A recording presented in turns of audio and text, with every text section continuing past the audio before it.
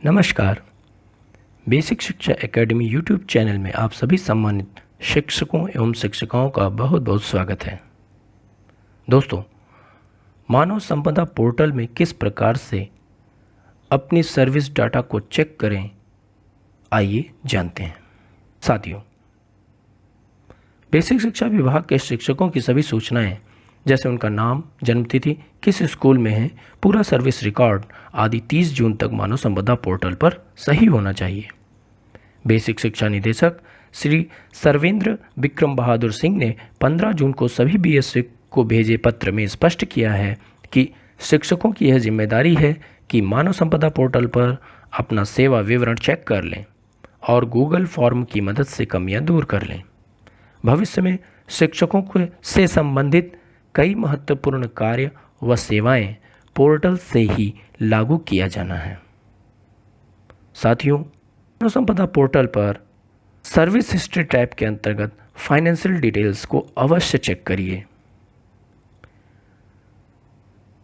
Nominee feeding को अवश्य check करिए।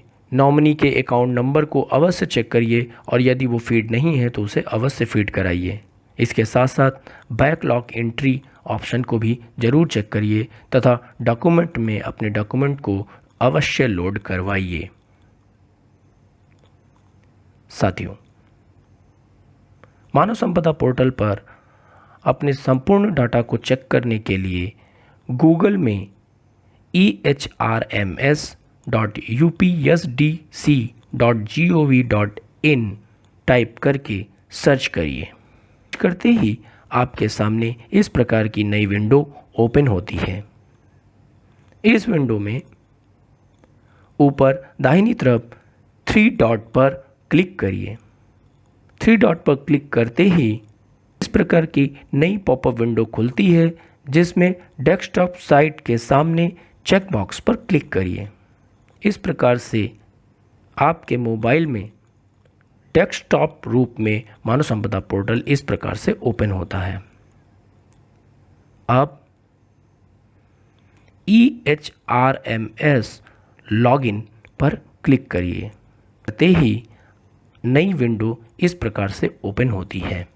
इस विंडो में डिपार्टमेंटल नेम में बेसिक एजुकेशन को सेलेक्ट करिए। बेसिक एजुकेशन को सिलेक्ट करते ही डायरेक्टरेट हेडक्वार्टर में डिफ़ॉल्ट रूप से सिलेक्शन हो जाता है। अब यूज़र आईडी टैब में मानव संपदा कोड को डालिए और पासवर्ड में अपने पासवर्ड को डालिए। कैप्चर कोड को देखकर ध्यानपूर्वक दिए गए निर्धारित स्थान पर कैप्चर कोड को डालकर लॉगिन बटन पर क्लिक करिए।